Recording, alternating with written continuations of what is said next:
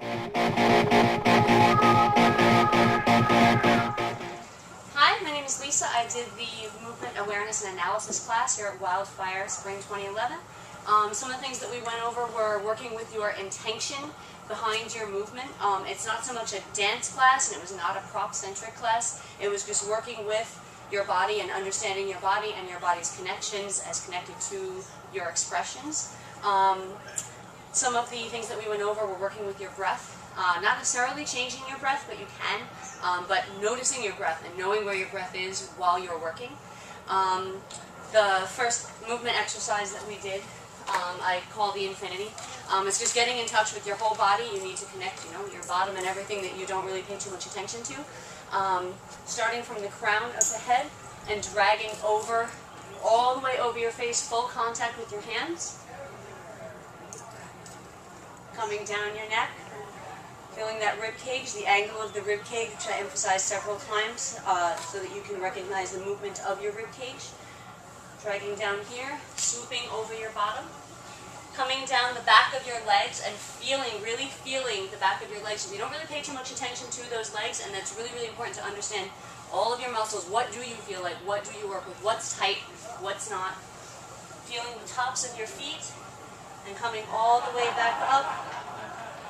And feeling those clavicles, those really sexy clavicles that you guys have.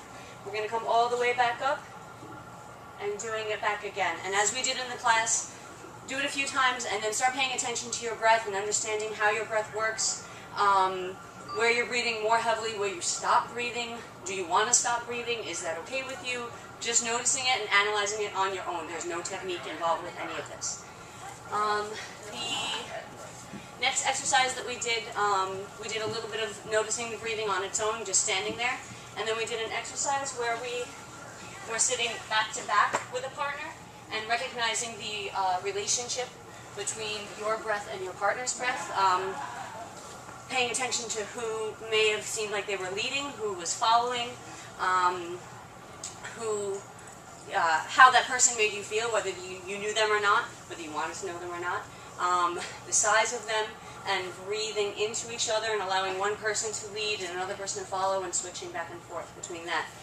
It's an excellent way to recognize where your breath is at and really tune into yourself and internalize and still be able to play with that relationship between you and that other person.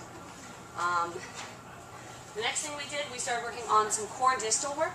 If you remember, your core is located just below your belly button and inside. That's where we're going to really keep our stabilization for any kind of movement that we're going to be doing. Core, and then your distals. We don't have 4 limbs, we have 6 limbs. Here, there, and your head and your tail. Pulsating like a star, okay? Energy out past all of your limbs. We did our little opening and closing, which I'm not going to be able to do here, but you lay it down on your back. Close in all the way into your belly button. Pull everything into your belly button. Rolling over to one side and sending out through your distals. Closing back in, rolling back over, and doing the same thing on the other side. Do this many times. Use this as a meditation. Pay attention to that breath. Play with how fast you come in, how fast you go out, and creating a flow, making it sudden, making it sustained. Pay attention to how you feel. Feel something different and then do that movement and just rock with it and see exactly, how your feet are connected to your hands, how your core, how you're coming up through here. Play with that. Then we did a variation on that, where we were standing up. We played with rising and falling. We did this for quite a while. I think everybody really enjoyed this one.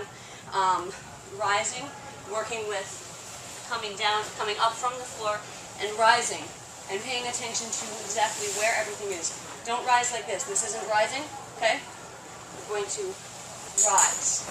You bring everything up. Your intent is to go up past your kinesphere, and when you fall, your intent is to fall below your kinesphere, falling all the way into the floor, and paying attention to what you're keeping tense, why you're keeping it tense, why are you falling, why are you rising, what are you reaching for?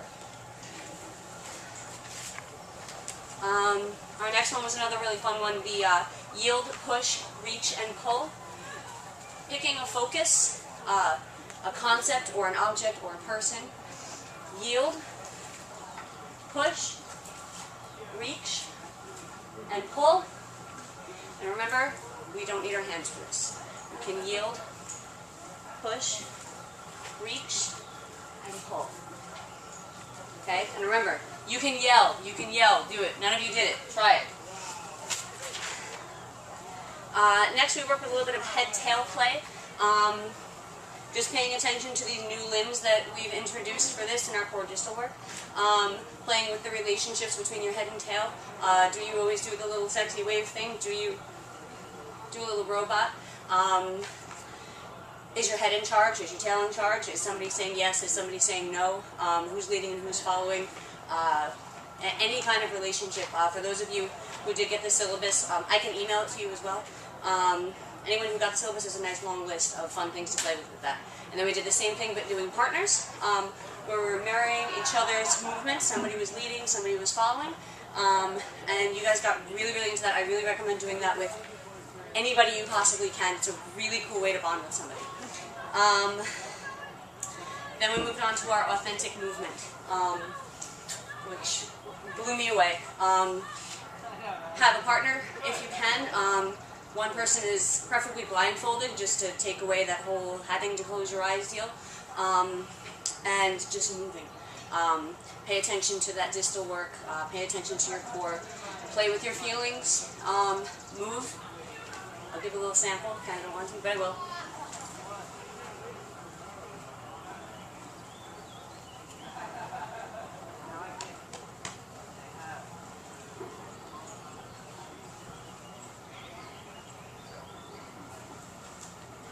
That's all I'm going to do.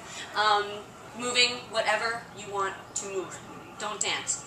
Dance if you really want to. You can do a little dance move. Pay attention to your breath. Pay attention to your feelings. Inject a feeling. If you're trying to choreograph something that you're trying to inject a feeling into, use authentic movement. You will come up with fabulous new moves that you never would have thought of. Get on the ground. Invert yourself. Play with your hands. Put your hands behind your back. Play with your hair. Make a funny noise. That's part of it. Do it. It's totally cool. Hum a song.